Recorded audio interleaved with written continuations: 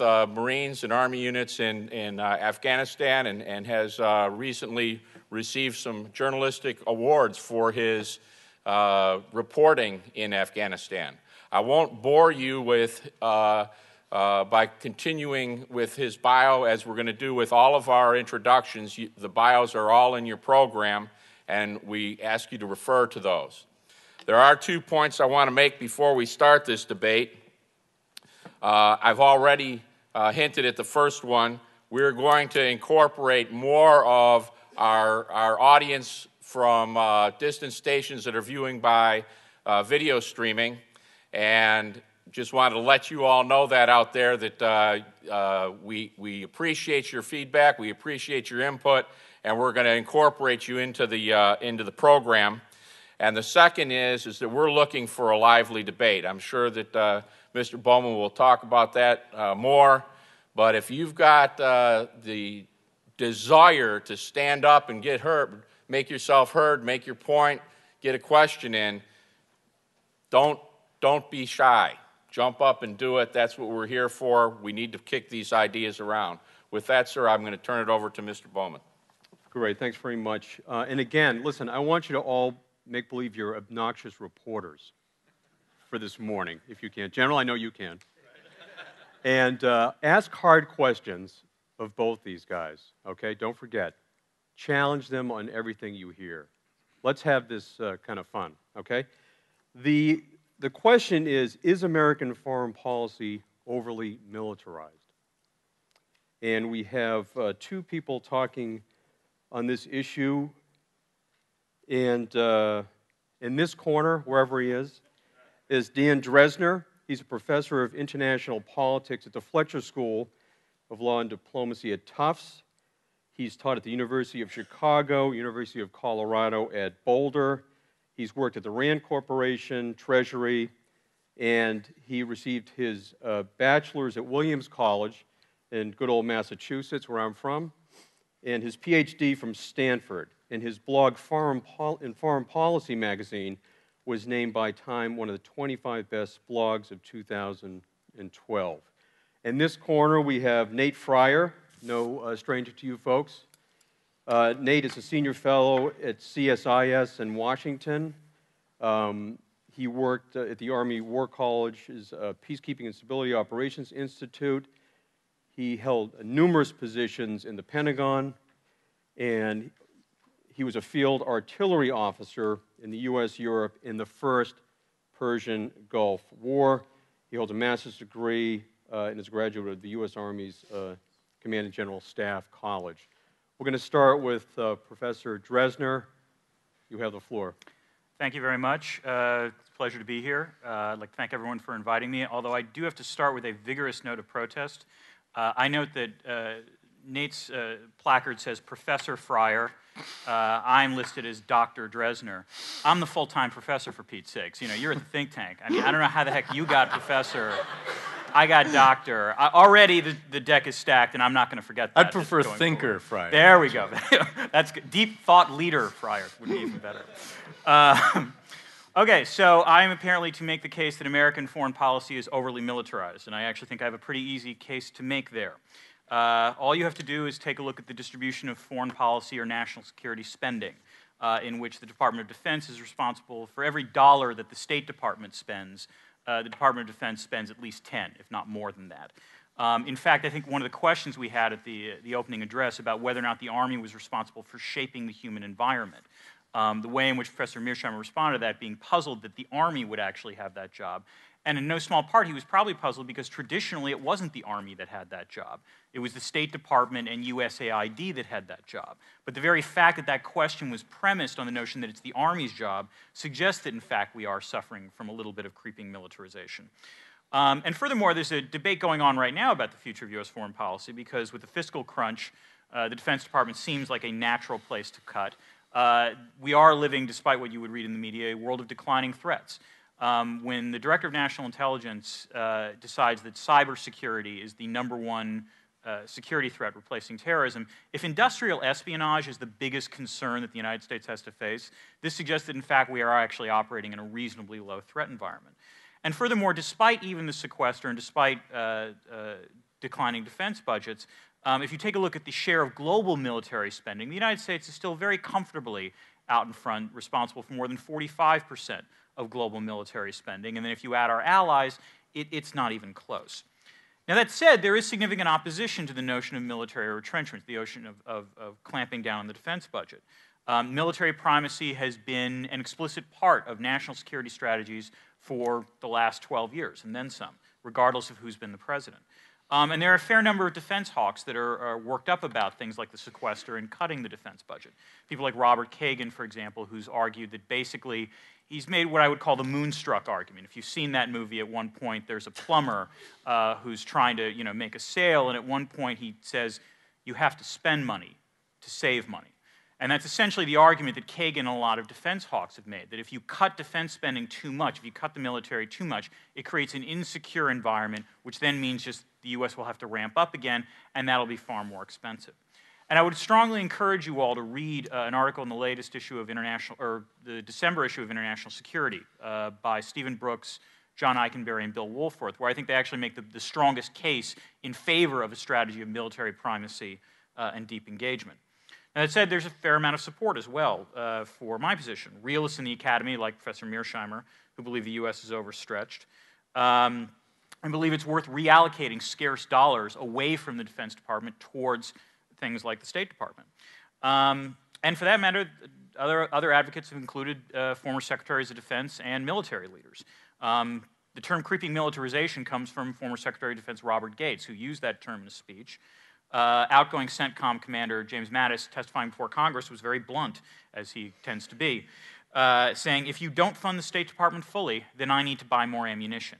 The notion that, in fact, the State Department or funding the civilian aspect of foreign policy is a force multiplier. By doing that, you don't need to spend money on armaments.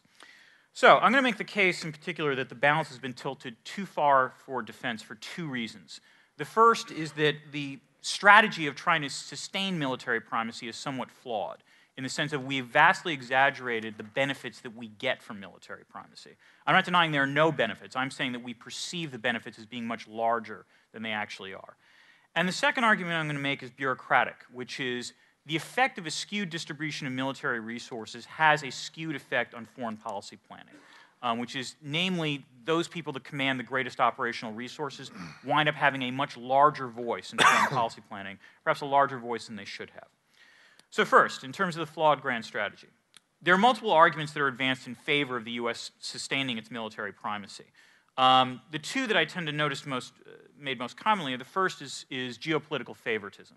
The notion is that in return for us providing extended deterrence to key allies, those allies in turn confer economic and security benefits on us. In some cases, you have countries like Saudi Arabia, for example, offering support for the U.S. dollar. In other cases, you secure trade or investment preferences. And in other cases, you get the autonomy of bases and what have you in the countries in question. The second argument is the sort of public goods argument. And within international relations, we would call it the theory of hegemonic stability. It's that primacy eliminates the uncertainty in world politics. When everyone recognizes that the United States is far and away the military superpower, no one will contest it. And this, therefore, creates a public good of global security.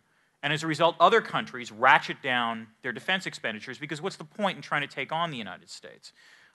Trade starts to go up as goods like free trade and other services are provided, and you get this virtuous circle of greater stability politically and greater commerce economically that leads to a robust global economy. And you can take a look at what happened during the post-Cold War era in particular and point to that as an example. All right, let's look at the empirics, though. If you look at geopolitical favoritism, on the one hand, there is some statistical evidence that allies do tend to treat their hegemonic allies differently. There's more trade, more foreign direct investment, more support for the dollar, these kinds of things. So that would sound like an argument in favor. There's just one problem. Almost all of that evidence is based on the Cold War, which is the strongest evidence you see of the link between a security and an economic relationship is during the Cold War era, when the United States did not, in fact, have military primacy. It was a bipolar distribution of power. Now, anyone here who's read Ken Waltz or knows anything about structural neorealism is not going to be terrifically surprised by this. Waltz argued that it was during a bipolar world that the relationship between the security and economics was going to be tightest, that you would trade primarily with your allies, that you would primarily be willing to deal with your allies. If you look either pre-1914, when we lived in a multipolar world, or post-1990, when we clearly lived in a unipolar world, the fiscal support collapses. And in fact, even a glance at the post-Cold War era backs this up. China is now, on the one hand, potentially the greatest rival to the United States, but in terms of economics, is most clearly at the epicenter of the global supply chain for manufacturing and a whole host of other goods. Furthermore, if you look at things like, let's say, bolstering the value of the dollar, keeping the dollar as the reserve currency, there's no doubt that allies like Saudi Arabia and Japan have done that. But the country that has done that by far the most is China, again. Now, it's done this for its own reasons, not for the good of the world. But to be clear, it suggests that, in fact, there isn't that relationship between security and economics. And then finally, if you take a look at, let's say, the tight relationships we have, presumably, with our major security allies, the two most recent non-NATO major allies that we've acquired have been Pakistan and Afghanistan. And I would gently suggest that neither the economic nor geopolitical benefits of that arrangement have been terribly great compared to the allies that we secured during the bipolar era. Now let's move on to the public goods argument, which is that greater military primacy leads to greater stability and economic growth for everyone. Now there is pretty strong evidence for this, particularly when one compares the Cold War era to the post-Cold War era. Since the Cold War has ended, all measures of violent conflict, interstate war, civil war, you name it, have gone down. Defense spending as a share of global output has also declined. Between 1972 and 1990, total defense spending by everyone in the globe as a percentage of global output was 5%. Post-2001, even with the war on terror, that figure has fallen in half. It's only 2.5% of global output now. So that seems like pretty robust evidence that military primacy by the United States leads to greater benefits. On the other hand, there are two problems with this. Well, there's a few problems with this, actually. The first is that the cost of military provision by the United States has not been insignificant. Between $1 to $3 trillion has been spent by the United States since 2001 in response to the wars in Afghanistan and Iraq. According to Linda Bilmes, most recently from the Harvard Kennedy School, the aggregate cost of those wars is going to be between $4 to $6 trillion over their lifetime, when you factor in things like veterans' benefits. The cost in blood and treasure to the United States far exceeds the cost that any other great power has committed during the post-Cold War era. And this matters because the problem with the theory of hegemonic stability is that hegemons eventually decline, and they decline in no small part because the hegemon commits so many resources to, and I apologize for this term, unproductive assets like military spending, as opposed to investing in things like civilian R&D. The second problem here is that it is far from clear that military primacy alone leads to the public goods benefits that we talk about during the post-Cold War era. The United States was clearly the lone superpower after the end of the Cold War. But it wasn't just the lone superpower in terms of military spending. It was also economically and culturally unchallenged as the greatest power. And those advocates for unipolarity leading to stability, such as Bill Wohlforth, argue that it has to be full-spectrum unipolarity. It cannot just be military primacy alone that leads to the benefits for greater security. And indeed, Wohlforth argues that uneven capability portfolios, when states excel in different relevant material dimensions, make status and consistency more likely. It makes it likelier that incipient rivals might challenge the perceived hegemon. And the fact is that the United States no longer possesses full-spectrum unipolarity. If you take a look at any public opinion poll out there, and I'd encourage you to look at, for example, the Pew Global Attitudes Project, which conducts similar public opinion surveys across a wide variety of countries. And if you ask them who is the leading economic power in the world, more people now answer China than the United States. Now, let me stress that I actually think that answer is wrong. I think the United States is still, in fact, the first among equals. But in some ways, that almost doesn't matter. What matters is, particularly for the arguments of unipolarity, is the perception. And the perception is in some ways calcified, both among the public and, just scan through WikiLeaks, well, you guys can't, but others can, will tell you that, in fact, elite policymakers believe the same thing. They believe that China is now more powerful than the United States, at least in terms of economically. And furthermore, you could argue that China's response to the pivot makes this particularly clear. Say what you will about the pivot, the primary sort of actions that have been taken have been mostly military. The placement of Marines in Darwin, the pledge of security assurances to Japan with respect to the Senkakus, the statement that the treatment of the South China Sea will now be a core national interest of the United States. These are all evidence that the United States is trying to, send a military signal to China. Has China been deterred by this signal? Not in the slightest.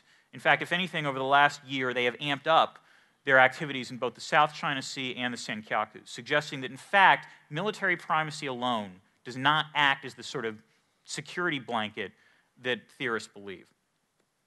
And this is particularly important, particularly if we believe that better resource allocation within the federal government and in the U.S. economy more generally would actually lead to a return for full-spectrum unipolarity.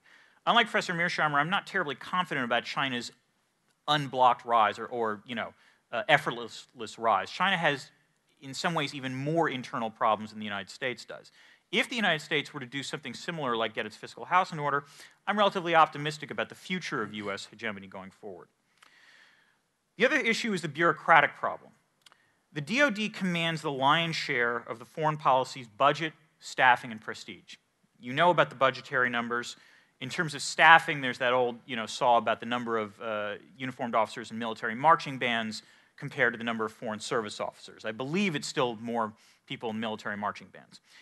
And in terms of trust in government institutions, what's interesting is that the U.S. military is sort of the last institution of the federal government that commands high levels of trust by the American public, for which I say congratulations, but in some ways it's somewhat disturbing in terms of the effects this has on bureaucratic politics. The fact is that organizations that command greater staff, resources, and prestige are far more likely to get their way in policy implementation. Now, in theory, this doesn't have to happen. This is why you have policy planning staffs in the State Department, the NSC, or DoD. In practice, however, and I'm sure uniformed members of the audience will agree with me, planning is an emergent process.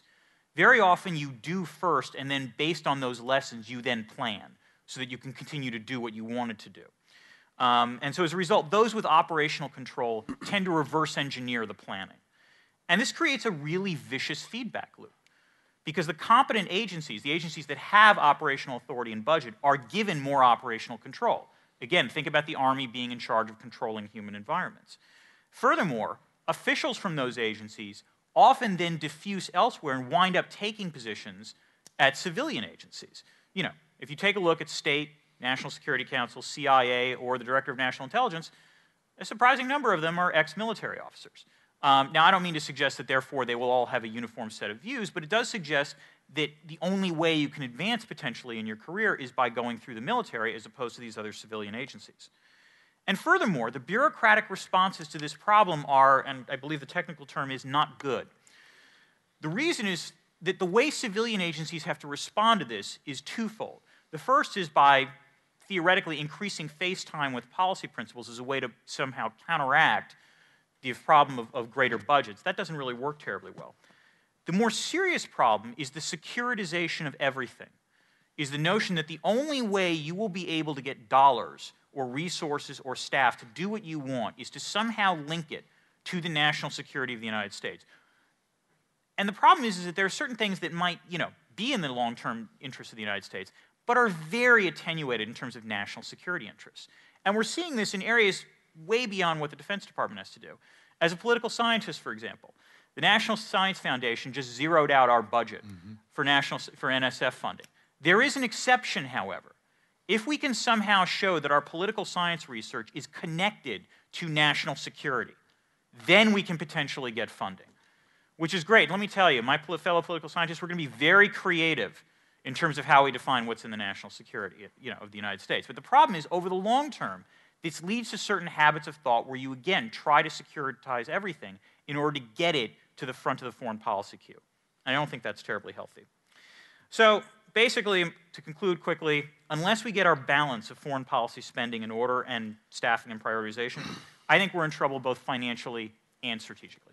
Thank you very much. Okay, thank you, Dr. Dresner. And now we turn to Nate Freier. Give it your best shot. Some would call him Think Freier. Thank you. And you have the floor. All right, thanks. Actually, the first thing I was going to start out with, and I anticipated this, obviously, when I was asked to do this a couple of days ago, is that Dan and I actually have probably a lot more in common than we have apart in the way we think about this problem. I think there are some issues, though, that bear pointing out, and I think I'm going to do that and hope to sort of spark some thought as I do. I mean, one thing, with all due respect to Dan, I mean, I think, frankly, right now, inside Washington, and specifically in the Pentagon, the concept of realism might in and of itself be part of the problem with respect to the way we view our challenges. In fact, the over-militarization, which is the point of this discussion, frankly, leads us to militarize every security problem as well. A perfect example of that would be, for example, in the aftermath of 9/11, basically turning what is fundamentally a very complex non-state problem automatically into a state problem. We're going to make it into an Iraq problem, for example. I do think that there's some of that going on. Let me just answer the question outright that was put to me. You know, is U.S. foreign policy excessively militarized, overly militarized? Absolutely, 100%. I couldn't say. I mean, it's so. At this point, I cede the table.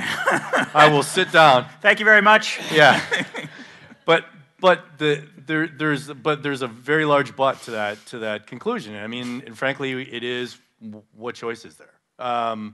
The natural answer is, look, the choice is we can, rewrite the ship, slide resources more towards the civilian agencies of government, et cetera, et cetera. Well, my response to that is, in the Washington real world, good luck.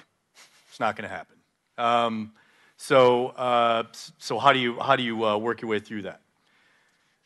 So let me just make a couple of points, and then I really want to get to questions and answers. But before I proceed, and I think everybody has emphasized this to include Professor Mearsheimer, I think that this entire conversation is very difficult to have and very much complicated by the fact that we experienced Iraq and Afghanistan.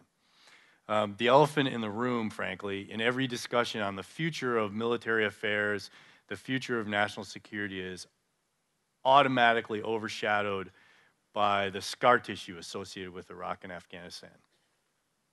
So let me just be clear up front about some of the points I'm going to make with respect to Iraq and Afghanistan, that both of these wars had an element of choice involved in them that is clouding future strategic judgment. In the case of Iraq, there was really a choice whether to do it or not.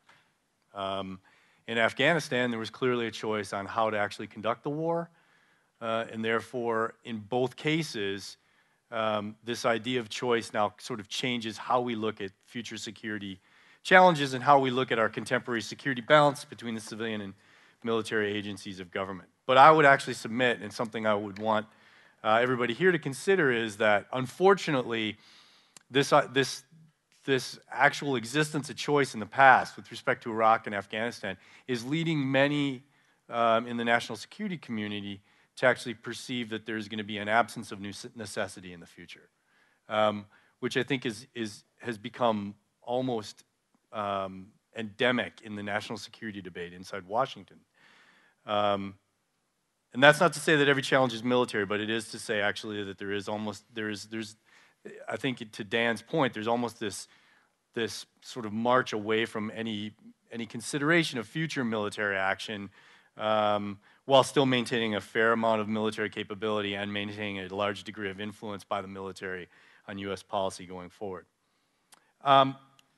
So, as I stated up front, I think American foreign policy is by all means militarized, but it's militarized by necessity. And I would actually say that necessity is both real and unfortunate.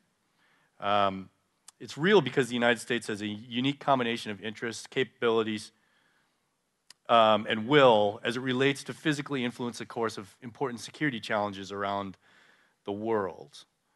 But at the same time, it's unfortunate because there, frankly, are a dwindling number of partners around the world to lend a hand under certain circumstances, and therefore the United States finds itself in a position where it has assumed a mantle of responsibility. It has had and remains or continues to have a universe of partners that back it up, but those partners are increasingly less capable and in some cases less willing to devote resources to compelling security challenges worldwide.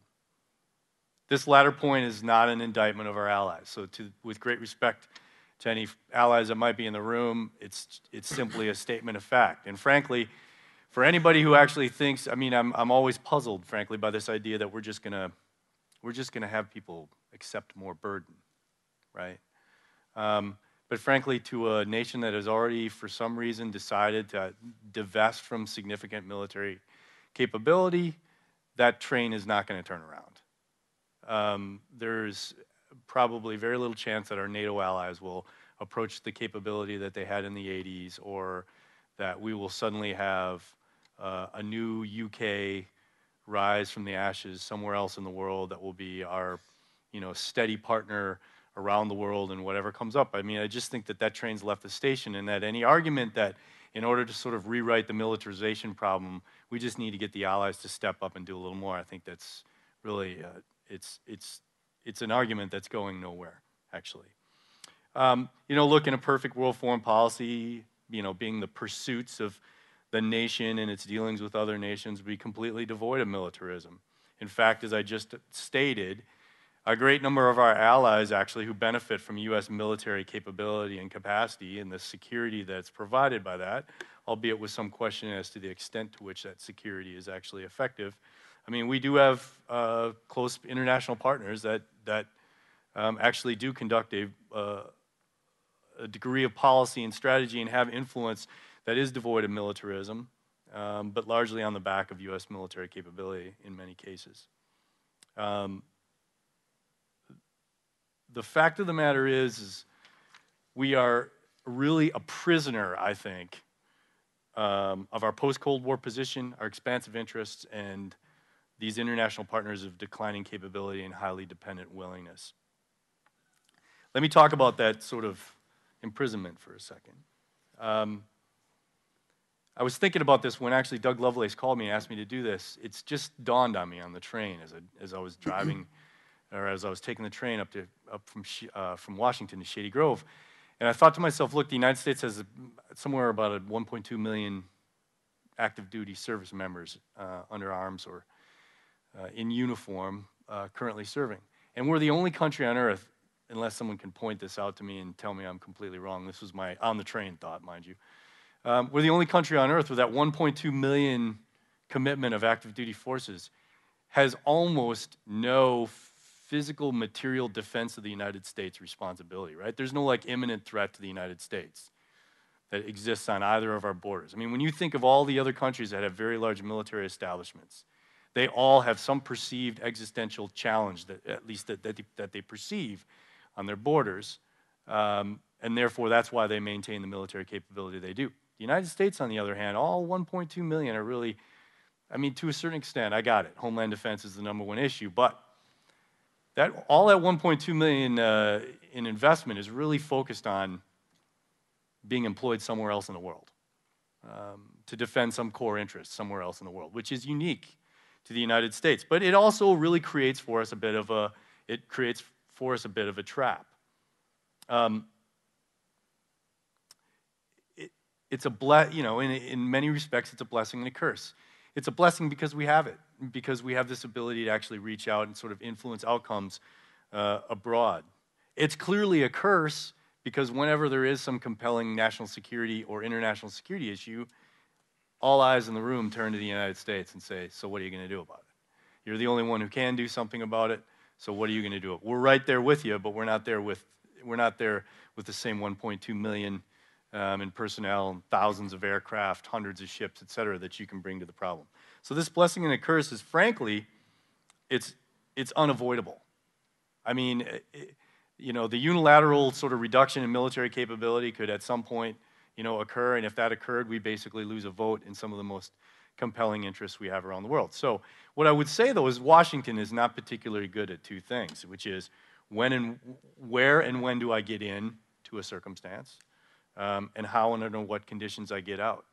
And frankly, that leads us to that's the whole conundrum we've been in over the last decade plus with respect to Iraq and Afghanistan, is we've taken action, we've employed this enormous capacity that we have, but frankly, we haven't had an ability to actually have appetite suppression in the objectives we pursue, the resources we're going to devote, et cetera.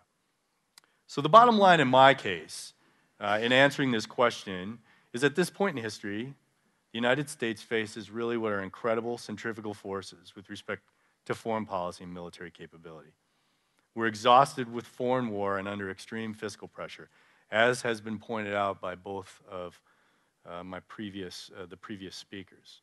And it desperately wants to simplify its foreign security challenges to materially reduce its burdens around the world. However, this is occurring at a time when the United States will face complex challenges that are born both of unfavorable order, principally in the Pacific, where you have a rising China who has aspirations for regional hegemony at a minimum, at a maximum. At a minimum, it wants to actually push the United States out as the principal actor in that region. And then we have a much more complicated and diverse array of disorder challenges that are now manifesting largely in the Middle East, but possibly manifesting in other regions of the world as we go forward. So let me get back to this realism point, because I use this a lot when I'm at forums like this. I mean, a classic example of what's going on in the Middle East right now, in the defense world. The way I describe it is we're standing waist deep in water in the Persian Gulf, and we're looking north, and we're saying, this is our problem. And everything behind us is on fire. And I frankly don't, that is this idea of oversimplifying our national security challenge. It's this idea, and it gets back to the concept of realism. I think, it's this idea that the only thing that really matters are states. It's the armed forces of states are the things that we have to focus on. It's the things we're best at, and therefore we have to sort of reinforce that capability. And frankly, I think the reality is different, particularly in the Middle East. I think Asia is different. I think Asia is clearly increasingly a military challenge. In fact, the Southeast Asian littoral, et cetera, is becoming, there is an arms race going on there at this time. So finally, let me just conclude that say, combined, all of these characteristics, this idea of, a complex unfavorable order problem and a very complex disorder problem, are pushing the United States towards an uncomfortable position. And that position is, if not you, then who? Increasingly, given inevitable reductions in U.S. capabilities, U.S. security demands are likely in the future, as all recognize, to exceed response supply. And this will require the United States to manage outcomes alongside its partners. Our partnerships are still very strong, but we'll have to manage outcomes alongside our partners. But it will certainly limit the prospects that we'll be able to decisively resolve any one problem in itself, and we'll simply have to actually accept good enough. So with that, I will cede the floor. Thank you. Great. Thanks very much, Nate. I'm going to start the questions. And again, hard-hitting questions. Go after these guys. Challenge them. Okay? Don't forget. Okay, I'm going to start with Dr. Dresner. So you mentioned in your paper that the skewed distribution of the foreign affairs budget towards military spending has negatively affected American foreign policy. You go on to say that America's military primacy removed constraints on wars of choice, leading to the disaster that was Operation Iraqi Freedom.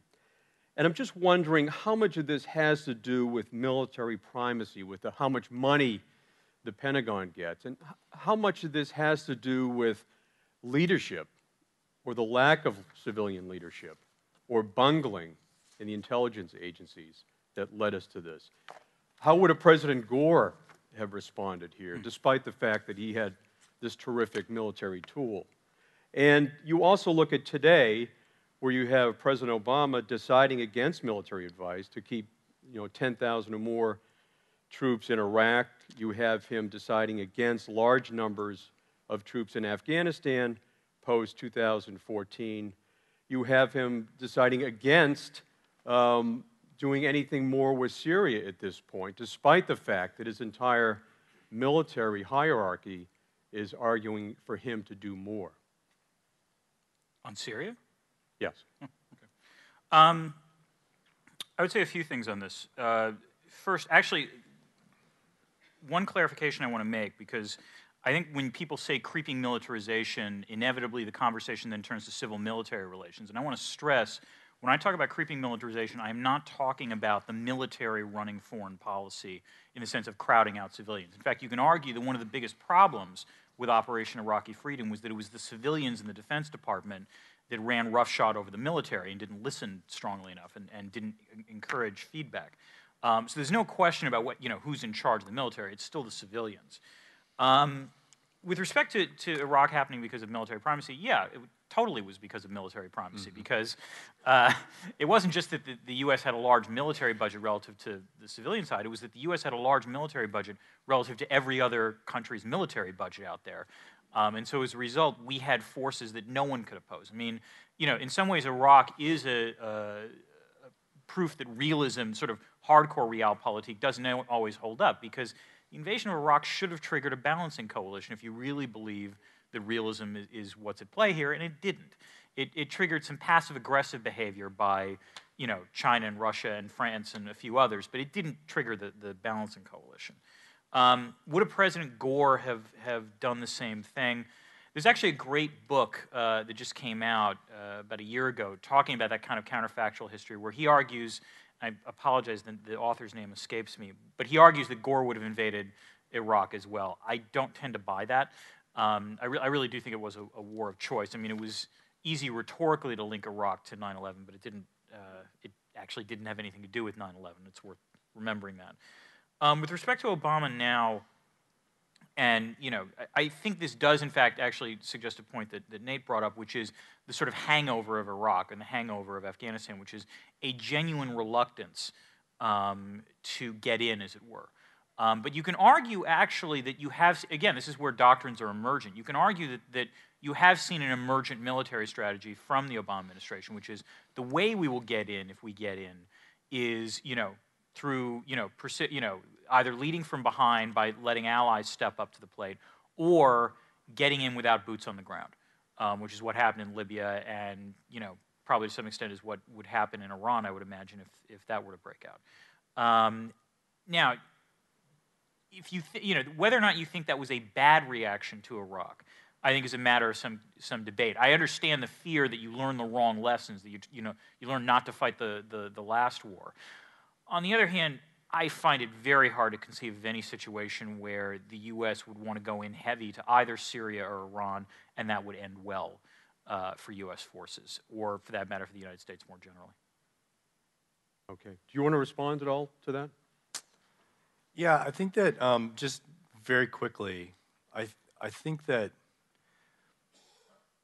one of the great, I think, as I'm thinking through what Dan said in his opening remarks, and as we have talked here, one of the things that's very interesting is that you do have what I think is this very complicated balancing act in the national security world right now between these problems that are emerging as a result of a rising great power in East Asia, on the one hand. You have a very unstable, minor power who happens to have a nuclear weapon in Northeast Asia, which is a very traditional threat by any definition. You also have what is to use an oft-used phrase, you have a very complex hybrid challenge that emerges kind of from the Iranians in the Middle East. But then at the same time, underneath it all and beyond it all, you have this incredible transformational event going on in the Middle East right now, the trajectory of which nobody has any clue where it's going. And we've already seen dark manifestations of it. And as that actually, frankly, to back up, I think, one of Professor Mearsheimer's points, as that creeps closer to the Persian Gulf, that becomes more important to the United States. And so I think that we are facing a moment right now where we are denying the potential for intervention around the world at the very time that having the capability for intervention is at least going to be important for policymakers so that they can make a reasonable decision. Okay, and one more question for you, Nate, then we'll go to the audience. You said that U.S. foreign policy is militarized by necessity. We're sort of a prisoner of this post-Cold War condition. Is there any way to break out of that prison? Yeah. And you clearly have people like Bob Gates, General Mattis saying, listen, you have to send more money to the State Department. Mm-hmm. It just has to happen.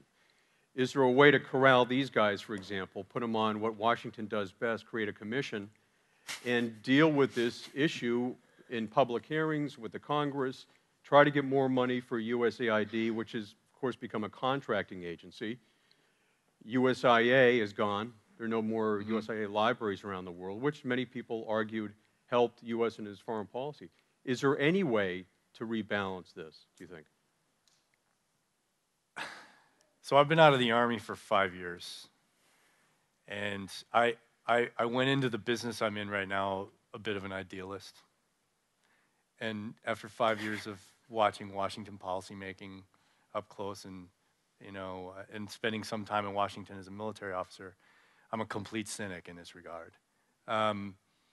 There is no self-interest in increasing, there's no self-interest in the people who would actually, who have the ability to give more resources to the State Department or increase the capability of USAID. There's absolutely no self-interest in doing so. And in fact, one of the things I point out often is that now when this whole of government argument is being made, we need to be more focused on the whole of government, et cetera. I'm like, look, if the defense budget is going down, I mean, USAID and state are clearly going down. So no, I don't think it is reasonable. And by the way, let me just make this one point. I mean, I am actually in the camp that I don't actually, indict or blame the other agencies of government, for example, for their hesitance or inability or whatever you want to call their initial reaction to the war in Iraq and all those things. I mean, it's not in their culture. It wasn't in their culture. They're not, they are not the colonial office. They were not established as the colonial office. And so that's why I actually think that this over-militarization question is like, yes, but what else do you have, right? Okay. And on that note, why don't we go to the floor of this lady up here? My name is Carol Atkinson from Vanderbilt University, and this is a follow-on question to yours, Mr. Bowman. Suppose we were to cut the defense budget by 25% and reallocate that money to other agencies of the federal government. What specifically do you think should be done with that money?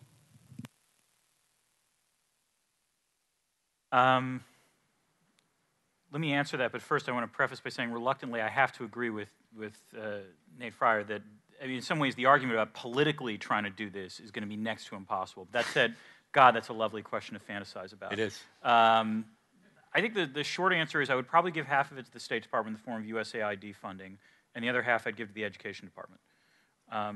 It's pretty simple, actually. If you want to build up U.S. capabilities, you want to, on the one hand, increase, the ability of the U.S. to actually supply dollars rather than just guns or boots on the ground. Mm-hmm. That would be one way to change our perception. And, the other issue is the long-term, viability of U.S. power depends on our people. And, last I heard, we occasionally hear talk about an education crisis, so it strikes me maybe that, it would not necessarily go to the education part, it would actually be direct grants to states, so the states could actually hire more teachers, which I strongly approve of. I just want to actually echo what Dan said. I didn't think of education. That's very, very interesting. But I would actually, a lot of it would go to USAID. I mean, I think USAID needs to become a more operational organization. It needs to be less a contract management organization and much more kind of our man in Kabul sort of approach where it's, literally not the colonial office, but, one of these organizations that does bring more manpower and more capability and more resources to sort of challenging development problems and contingency response. Okay, we're going to go to a question outside the building, then we'll go back to the audience. This is from retired Colonel Lindsey Goodridge at the U.S. Army Command and General Staff College. He asks, did the nonpartisan and congressionally mandated Project on National Security Reform impact the militarization of U.S. foreign policy? Anybody? Answer? I'm going to let you go first so I can hear exactly what the Project on National Security Reform did. And I have to admit, I don't either. Maybe somebody... Yeah. Okay, so Panzer was an effort, I don't even remember how many years ago. It's still alive, actually, I think, as a not-for-profit organization under Jim Locker. And frankly, it's, again, I'm going to show my cynicism is going to be exposed here. But I think they did great work. They killed lots of trees. Made all kinds of recommendations, but once again, first of all, whenever you're suggesting revolutionary change and how we're organized to do things and things, that's not going to happen unless you have some kind of cataclysm like 9/11 that ended up sort of triggering a lot of things that were brought up by the Hart-Rudman Commission, right? So when these commissions' ideas get resurrected when you have a disaster, and so I don't think it had a very much impact. I would add, I'm sorry, just quickly, I'm glad to hear that. Amy Ziegert is always my lodestar when it comes to this sort of thing, and she has published great work about the rate of implementation of all of these sorts of congressionally implemented or mandated task force and commissions, and it's never good in terms of what they actually implement. Sir? Hi, my name's Gregory Smolnick from Ottawa, Department of National Defense.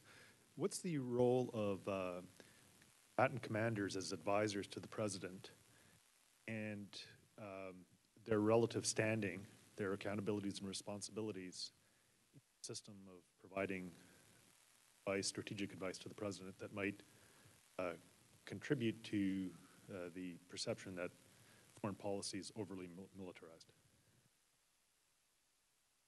I mean, one of the issues is, and I believe this is true after Goldwater-Nichols, is that the combatant commanders, the theater commanders, report directly to the Secretary of Defense. They actually can bypass the Joint Chiefs of Staff, which in some ways, I know has been a source of some consternation within the military. In terms of whether or not it actually leads to, excessive militarization, I think the better way to think about it is about 10 years ago, the Washington Post did a great story on the role that those combatant commanders played in their theaters. And the issue was that since they commanded so much larger shares of the budget than the embassy staff or the FAOs in the area, that essentially the civilian agencies would defer to these, combatant commanders as a way of getting them to, potentially leveraging their resources to get to do what they wanted. And I believe the title of that series was describing these theater combatant commanders as the Praetorian Guard, basically.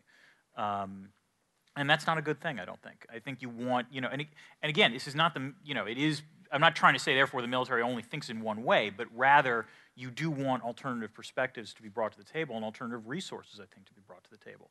But the result of this over time, I think, is that the theater commands wind up cannibalizing all these resources, which means that the Army and these other services wind up developing things like trying to shape the human environment. And so as a result, they continue to acquire these resources, and they're being asked to do things that are outside their core competencies and things that they're not necessarily terribly good at either, I would say.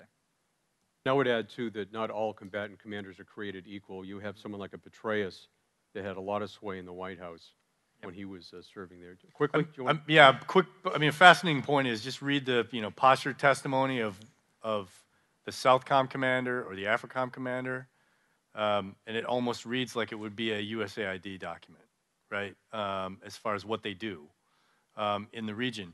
But I would just this is my favorite subject, so I could talk for an hour on this. But I think actually the solution with the combatant commands to make them to reduce their impact in the areas that they maybe shouldn't have as much impact is to basically start merging them, make them bigger, because then they can't have as much of focus as. Okay, one more question from the monitor. And Steve, this is actually a question I was going to pose to you, or a point I was going to make to you, and this is clearly one of the reasons why you're a cynic, and I'm right behind you. This is from Steve Metz. One reason that DoD spending is more politically palatable than USAID or Department of State is that it creates jobs in congressional districts. Foreign aid or making more foreign service officers does not. How would you change that dynamic? Is this again one of those in a perfect world questions? Because in a perfect world, I'd go get everybody in a room and I'd say, hey, it's really advantageous for the United States to do this. But I have a really cynical answer for this, by the way. Why don't you answer first? It's a meeting of cynics, which is nice. I would say, and this is something I've actually been stressing for a while, I think the problem with the State Department is it doesn't think nearly big enough. It asks for maybe like 5% or 10% more funding, or, please don't cut us.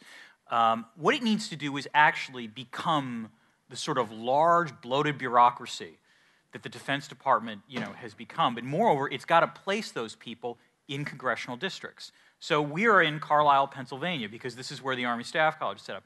Well, you know what? The State Department doesn't have that same system of higher education. I actually think one of the things it can do is expand massively to have that kind of system in higher education. You know, place foreign language, training institutes in Oklahoma, in Idaho, in other, congressional districts. Furthermore, if you actually create a mass hiring program where you increase the number of foreign service officers, that also means you have more ties to districts of people that become concerned about employment. Bring in, part of the way in which you could spend in terms of USAID would also be to bring in bureaucrats from other parts of the world to the United States to gain, engage in things like technical assistance and training. Have those places be put in Florida or Texas or other key congressional districts. Let's be really cynical about this, and let's make it actually in Congress's self-interest to sustain that kind of level of spending, not just military spending. Okay, now one from the floor. Sir, up here. My name is Greg F. Tandilian with the Center for National Policy. My question is for either of the two gentlemen in terms of U.S. public opinion vis-a-vis foreign assistance, because the average American probably believes that 20 to 30% of our budget goes to foreign aid, when in actuality it's less than 1%. So it seems to me that there has to be a case made by the political leadership of our country, and I'm talking also about Congress, to say, no, we're not going bankrupt because of foreign aid. Foreign aid actually does good things, and let's look back to our recent history post-World War II. Let's look at the Marshall Plan. The United States gave billions of dollars to Western Europe, and it helped not only to defend Western Europe, but also to make Western Europe pro-American. So I think a case has to be made, and it really hasn't, and I was wondering if you could address that. Here's the first thing I'd say. Unfortunately, I'd say I agree with you. Number one, I think that it's very difficult to judge. That's this whole idea of political change. It's very difficult to say, let's just give more money to USAID so that we can distribute more foreign aid, et cetera, et cetera. I mean, there's 2 points I'd make. Number one, it's much like the military's concept of shaping as well. There really isn't a lot of, concrete evidence that the kinds of shaping and foreign direct investment activities in the places that matter the most to the United States from a security perspective right now are going to prevent the kind of problems that we will probably inevitably face, for example, in the Middle East. That's the first thing I'd say. The second thing I'd say is Iraq. Iraq really put a stake in the heart of any argument on how much money you're going to put into a country and how much you're going to get out of it. That recent SIGIR report that came out was just devastating. And as an Iraq War veteran myself, I mean, we put billions of dollars into Iraqi reconstruction, and we got very little out of it, frankly, strategically. I would say a few things. First, I'm always reluctant where you talk about, in order to do something, all we need is leaders to show the political will to be able to lead. Because asking politicians to display political will is another way of asking them not to be politicians. And that just doesn't happen. It's not in their nature. On the one hand, I do think this is actually a relatively opportune moment to actually make the case for more civilian aid. Because you can argue that as much as the public might believe that we spend too much on foreign aid, the public is also extremely soured, in part because of Iraq, on military adventurism. You take a look at the last Chicago Council on Global Affairs poll, the number of places where the U.S. public is willing to say, yes, we should use force here is dramatically small. It's not that large. And so as a result, if you can make the case to the American public that this is like a vaccination as opposed to a cure in terms of dealing with security threats, I mean, that's a narrative that I think most Americans might accept. So that might work.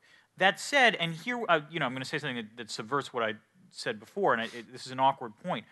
We're not terribly good at foreign aid, even when we have it. So this is an issue. Part of the issue is I think we have this sort of nostalgic era for how well we did this during the Cold War. I grew up during the Cold War. I remember us thinking we weren't that very good at it during the Cold War. So I think one of the things we need to do is also, even if we were asking for more foreign aid, we also got to be a little more imaginative in terms of how we use those dollars in the first place to demonstrate that we actually get bang for the buck. Because let's say you were successful, you were able to get a large increase in foreign aid. I guarantee you, a year later, you'd see stories in the Washington Post and the New York Times about foreign aid not working out or it being a disaster and so on and so forth. And then, in the long term, it's not sustainable. There'd be an immediate urge to cut again.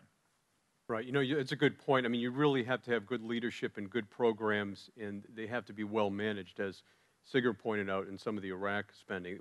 In Iraq, they were basically shoveling money at this problem. And we've seen the same thing in Afghanistan, too, with the AVIPA program with USAID. If anyone hasn't read Rajiv Chandrasekharian's book, Little America, the best part of that book is on USAID and how they bungled the spending, hundreds and hundreds of millions of dollars with nothing to show for it in Afghanistan. Okay, right here, sir. Name's Dan McIntosh. I'm Slippery Rock University. And I'd love to join the cynics up here. I think this is one of the few debates where I can agree with everybody. But the problem with being a cynic, of course, is you can just walk away from the problem. I'd like to push you, I think Dr. Dresner's done this already. Are there reforms that are marginally possible? Things that if there was some change in congressional distribution or a new president or some kind of shock to the system, that one could pull off the table and say, let's do it? And if so, what would you recommend? Okay, and at this point, let's really quick answer so we can get as many questions as possible. Okay. Quickly, I talked about the idea of the State Department budget thing. The one other thing I would recommend is I would want to see a greater rotation of FSOs and civilian members into the military, actually, to spend like 1 or 2 year stints in the Defense Department or actually overseas. Because in no small part of the problem here, when in a bureaucratic politics sense, is that if you don't know the lingo, if you don't know the experience, you're going to lose when you have debates about what you're going to do. So in some ways, I think part of the issue is that you want the civilian members of the foreign policy team to actually have, for lack of a better way of putting it, street cred in terms of talking about this to both the military and to members of Congress. Quickly, anything? Yeah, right now I would take the regional combatant commands from 6 to 4. I'd merge AFRICOM back into EUCOM, and I would merge North and Southcom together. So we'd go back to 4 commands, and I would probably, if I were king for a day, I would find a way to actually align the DOD and State Department boundaries so that they actually are talking about the same regions and the same problems. And I would make sure that there was a senior State Department official that had the same sort of juice inside the administration that the SYNC does or the COCOM does. And also effective foreign service officers out in the field. Right. A couple I know, and many people may know them as well, Cale Weston, who spent a lot of time in Iraq and Afghanistan, and Carter Malkasian, a friend of mine as well, who's going to be General Dunford's POLAD over in Kabul. Terrific guys, knowledgeable about the region. They get out with the troops. They don't sit in the embassies like too many people do in Kabul, which is a whole separate story. But you really need good people who know the military and know what they're talking about out there. And frankly, there are too few of them. Okay, let's go. Who else? Sir? Yes, I'm Russell King. I got a question about these so-called natural disasters and the military response to them. But the day before the 2004 tsunami, George Bush had military assets all over the world. And then after the tsunami, a lot of military assets had to be diverted from places where they were needed, such as Iraq and Afghanistan. And Russia and China were doing joint military exercises. And when Mitt Romney says that he wants a U.S. military that nobody will challenge, it seems to me they're probably asymmetric challenges as well as challenges of these natural disasters. And I was wondering, would you divert some of the military budget to, like, for example, CIA, paramilitary operations, that sort of thing, because of the fact that our conventional power will not stop certain foreign adversaries, and also we need that military equipment, the conventional military equipment, for disasters as well as hostile conflicts. I'll say 2 points. Point number 1, I think actually, and this dawned on me in the process of the study we did just recently completed at CSIS on the future of ground forces. The ability of the American military actually to respond to foreign disaster is is a principal source of leverage for the United States. Not that you're going to hold it over somebody's head, but frankly, that the ability to demonstrate that capability, to use that instrument in a benign way is an enormous benefit for the United States, and we need to actually continue to do that. That said, the flip side of that is many of the capabilities that you need to do humanitarian disaster, for example, amphibious shipping, sort of all the classical forcible entry capabilities you might need, those are also very good for doing an intervention. I mean, they're the same capabilities you would need to do a foreign intervention. So if I were to, answer on the first point, that's what I would say. The second thing on diverting to the intelligence agencies, I mean, the one thing I would really point out is that regardless, we are entering an era of conflict management and not conflict resolution. So whether that era is marked by targeted assassinations from the sky by intelligence agencies or by the military, whatever, I mean, that is going to be sort of the mark of many of our future approaches. And so I think that it's a wash either way. And on the humanitarian missions, is an interesting point you raised, because I remember talking to General Schoonmaker years ago, and he was talking about an earthquake in northern Pakistan, and the U.S. military went in to help, and he told me that little kids were actually fashioning out of Coke cans, little Chinook helicopters. And he said that it just showed that, the impact of this American aid had on these little kids in these communities. It's almost a Peace Corps effect in a way. Up here. Mike Peelish, Argosy University. Perhaps Professor Mearsheimer's most provocative moment was when he was asked about shaping the environment, which we've been touching on in several comments here. So my question is, can we maybe look at the Army inwardly and say, how do we reshape the Army going forward to go beyond what Professor Mearsheimer described as, go in and blow things up and kill people? What about civil affairs? What about, disaster response? And what about the forward presence? For example, in Korea, we have 19,000 soldiers in Korea. Is that providing a deterrence of some sort? You're the expert on this, right? Yeah. Oh, then go. And quickly, if you can. Okay, here's the bottom line. In my mind, if you start doing a lot of institutional gymnastics to make the institution more a shaping instrument than it is a contingency or warfighting instrument, the more likely you are to lose it.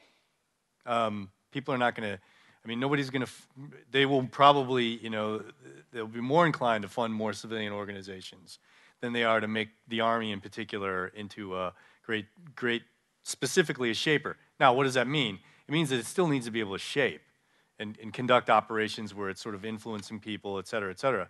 The bottom line is it has to be, in my mind, it has to be a multi-purpose, adaptable force that can actually scale up and scale down in the kinds of missions that it performs. Right here.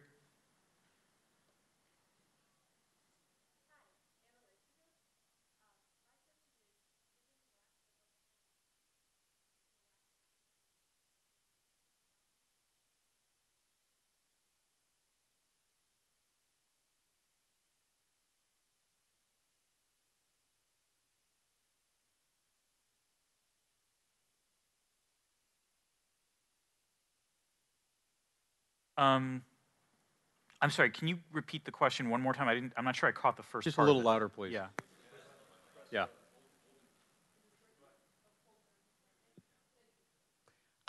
There we go. There you go. So given the budget crises and the lack of political will to effect this change, what value do you perceive in cross-sector collaboration, like that we've seen so far in disaster relief and humanitarian assistance in the Southeast Pacific? And how feasible do you think it would be to further adopt this sort of cross-sector collaboration in Department of Defense and Department of State operations? So you mean between the two agencies of government? Is that what you're saying? As well as involving private sector, Private so sector, multinational yeah, right. corporations and not-for-profits. I mean, yes, the answer is that obviously if you're operating in a constrained resource environment, then you're going to need to have better optimization of the resources you have, and that can obviously happen ideally through cross-sector cooperation. And I think, in fact, the tsunami is a good example. I actually think it's a better example, I think, for Nate's position, because I think that's one of the few areas where you can point to the military had to do the things that only the military can do.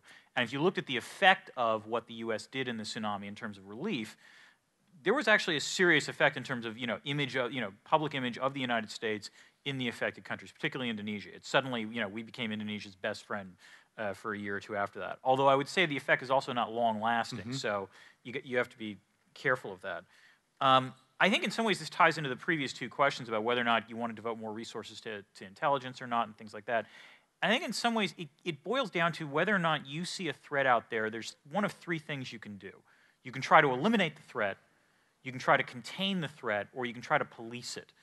And I think the problem with trying to shift resources, in this way I am actually reluctant to shift resources away from defense towards intelligence. And the reason is that when you're talking about militaries dealing with each other, you can actually have transparent regimes or treaties or what have you in terms of what the norms are. There is no international regime for intelligence. By its very nature, you can't publicly talk about it, even if it's exposed. And so as a result, this is, I think, one of the biggest reasons why we have such a big problem getting a grip over cyber, because there is no way you can actually sign a treaty or develop any kind of transparent regime to deal with that, because it would then require acknowledging you can detect when these capabilities actually exist. And so in that sense, I think it's an issue in terms of dealing with this going forward, because it's not like anything we've had to, intelligence is the closest, parallel to it, and there is no international way of dealing with that. But I'll defer to Nate on this. No, I think that greater cross-sector collaboration in all respects is going to be very important. I mean, on a personal note, I'll tell you on the commercial side right now, there's I perceive a real panic on behalf of those who have let's just say they've helped out, the commercial sector organizations that have helped out in the recent wars. There is a real they've built a cottage industry out of feeding troops and providing showers and things like that in expeditionary conditions. And that's soon to go away. And unless we actually develop partnerships that are more long-lasting, that are focused on different kinds of contingencies, not long-lasting military conflicts with these folks, they're going to go on to wherever the next profit will come from. Okay, anybody? Right here. First, Edward Hockman, with regard to humanitarian help, Mr. Bowman, I would like to take a survey of the people who are making those helicopters out of the cans and see what their attitude is toward the United States now. My favorite picture from the Indonesian tsunami was a teenager receiving an aid package while wearing an Osama bin Laden shirt. Seemed to sum it up. And perhaps the best thing for U.S. foreign policy image would be more earthquakes, from what I'm hearing up here. But my... You sound like you remember the Cynics Club. Yeah. So, The problem is we'd be accused of starting the earthquake. Yeah, that's exactly right. I think the problem is twofold, and one has to be with the existence of the large military to begin with. There was a story, probably apocryphal, of Madeleine Albright saying to Colin Powell, "You have a large army, don't you want to use it?" Whether that's true or not. And that leads us to missions that I don't understand why they're our responsibility. I don't understand why we went into the Balkans. When President Clinton talks about his regret about not sending troops into the terrible situation in Rwanda, we all understand that. Most of the oil from the Persian Gulf goes to Japan and Europe. Let them put fleets in there to guard it. And the second part of the problem is a political establishment which has become detached from the Constitution. Let's take Libya. I don't think anyone in this room thought Libya was a direct, immediate threat to the United States. We didn't have a declaration of war. We didn't have compliance with the War Powers Resolution. We didn't have consultation with Congress. And yet, everybody just yawns when this president or any other president bombs a country. I believe bombing a country is an act of war. So I think the gentleman could comment on whatever, but I think that's the basis of the problem. And what about that, going into the Balkans as opposed to Rwanda? I think that as well. I mean, I think a few things on this. First, there's no question that, if you want to talk about priorities of missions, the three you're talking about, Bosnia, Rwanda, and Libya, were all low priority. I mean, President Obama himself directly, stated bluntly, this is not a core national security interest. To be fair, though, you do also have to look at costs and benefits. I mean, by that logic, we should be invading North Korea, because North Korea actually really is a serious threat to Northeast Asia. And the reason we're not doing that is it would be horrifically expensive and potentially damaging. The reason we went into Bosnia and the reason we did what we did in Libya was that it was actually, relatively speaking, low cost and reasonably large gain, which means that we've got to be very good at figuring out or anticipating what the costs and benefits are of an operation before we do it. And you can argue in some ways the biggest problem with Iraq was that we failed to anticipate what exactly those costs were going to be. On the constitutional question, I'll certainly take that, and I won't dispute that.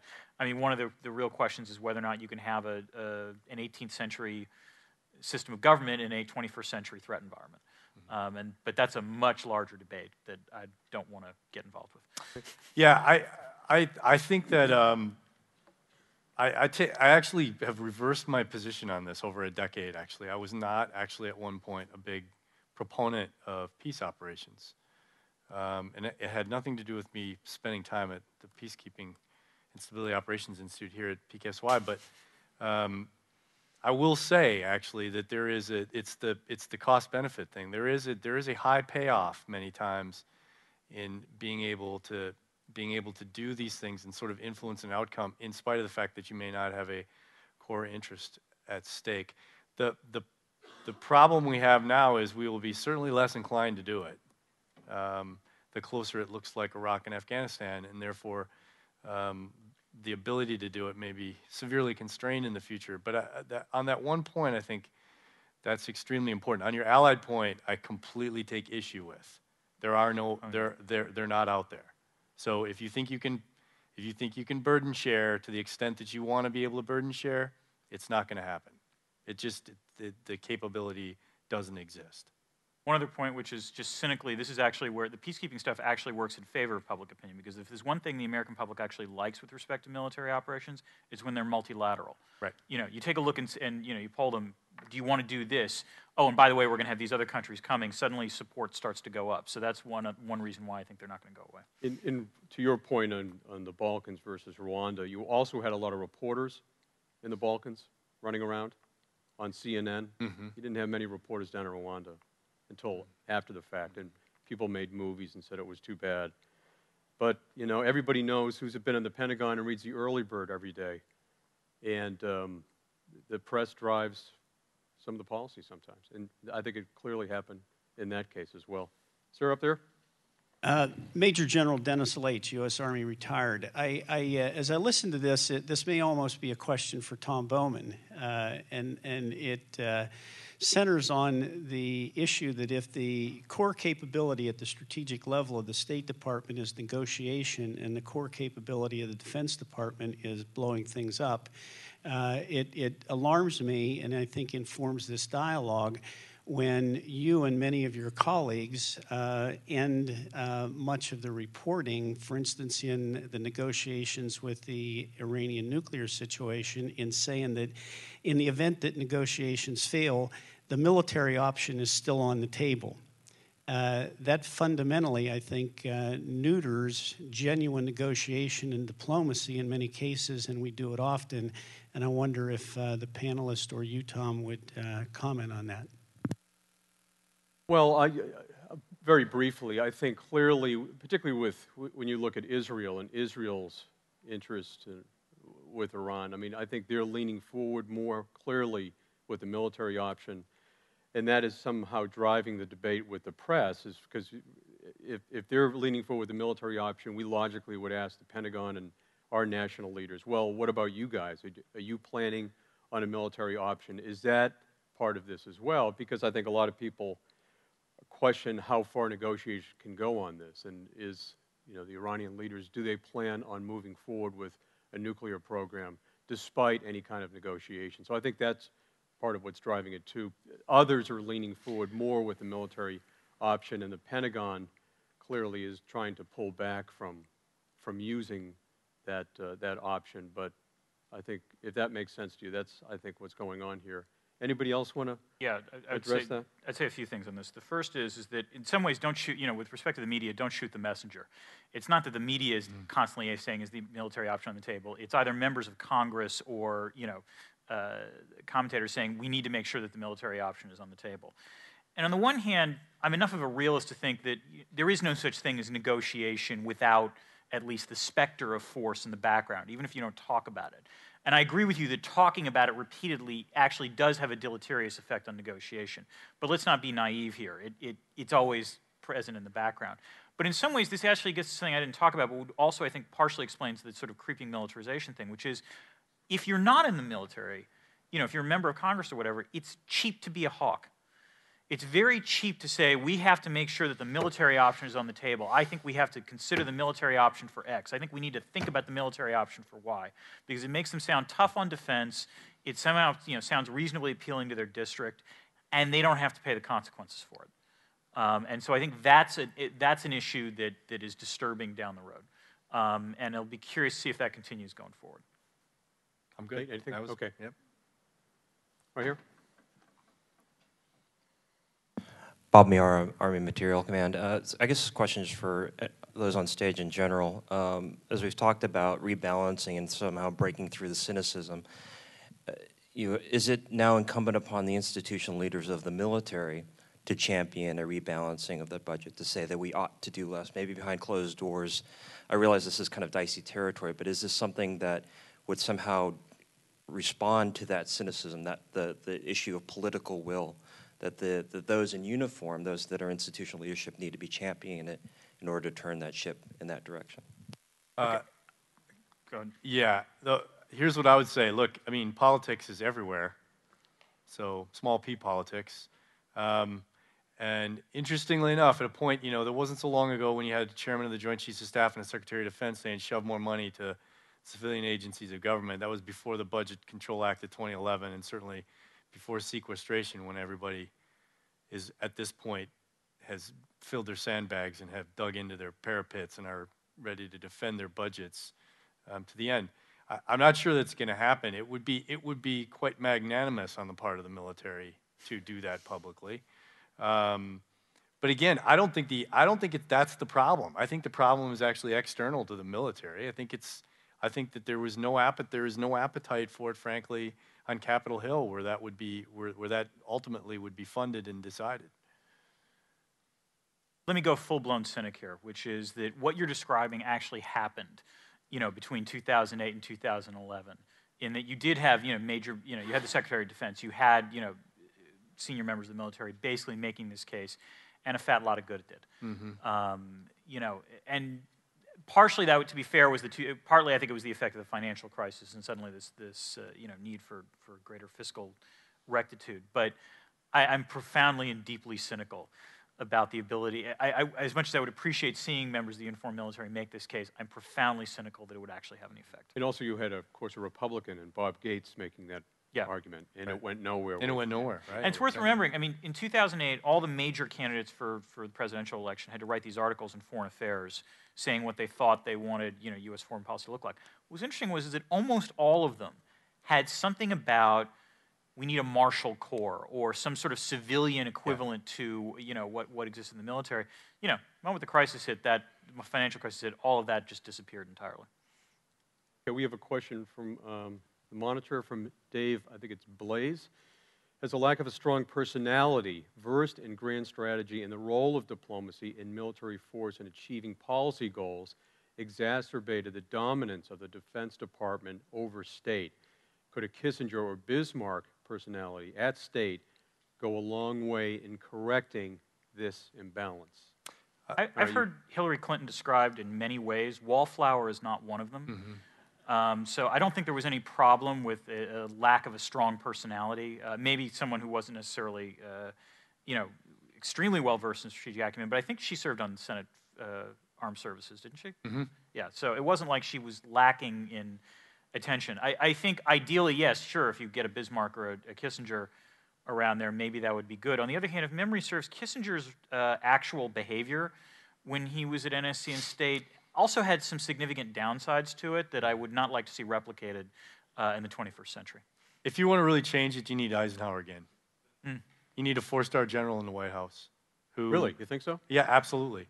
You need a 4-star general in the White House who's willing to actually say, we spend too much, it has too much influence, and I'm going another direction. How many here think that's a good idea? Show of hands. Anyone else? Yeah? Yeah? About 25%. Yeah. I've always been under 50. Oh, sure, yeah. Yeah, yeah.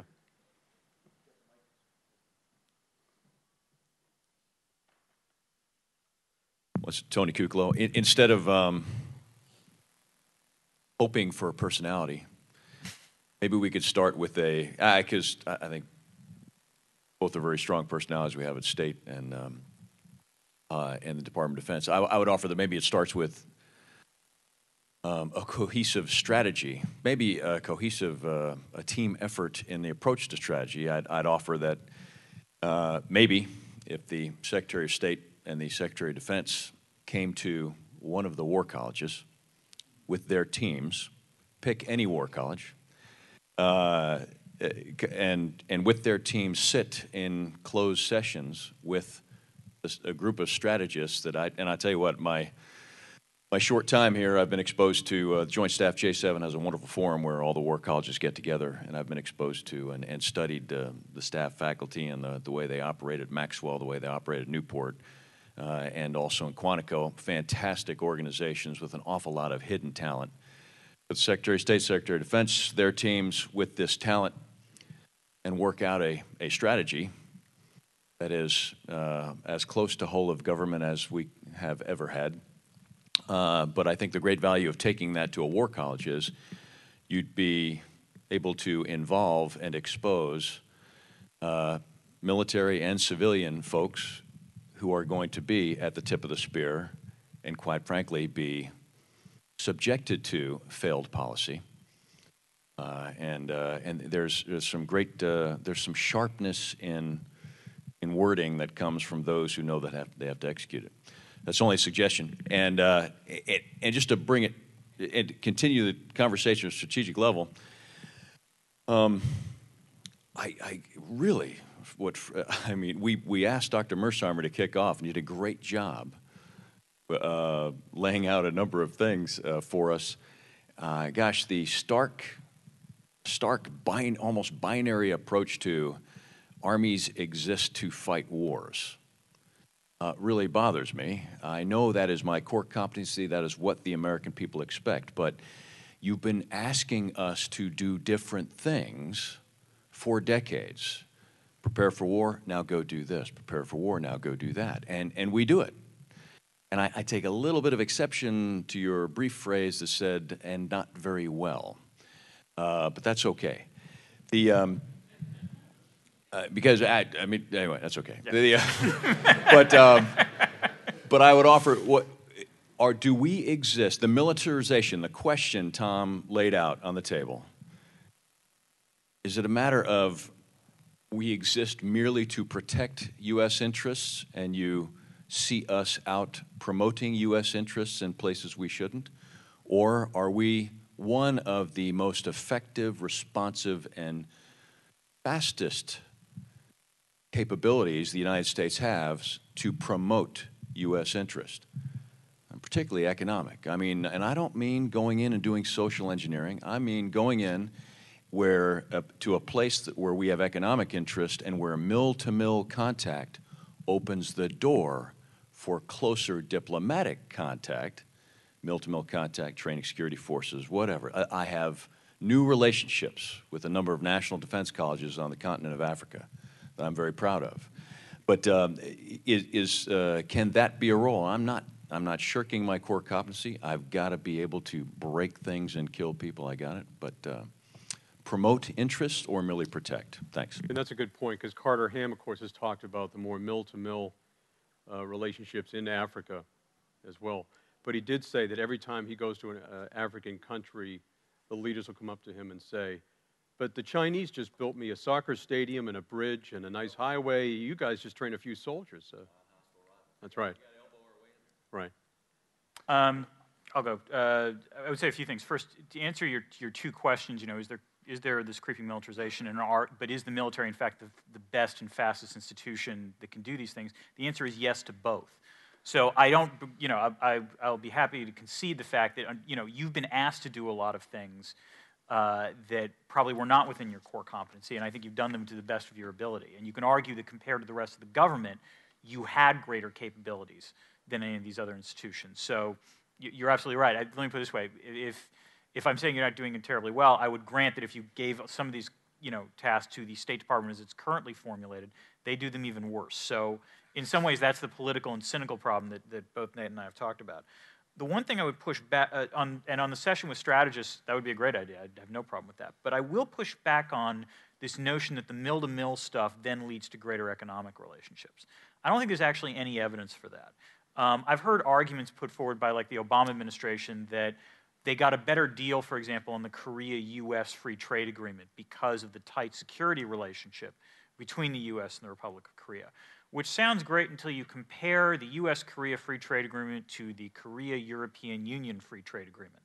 And the agreements differ on a few things, but frankly, they're relatively comparable. Mm-hmm. And there is no mill-to-mill relationship between the European Union and the Republic of Korea.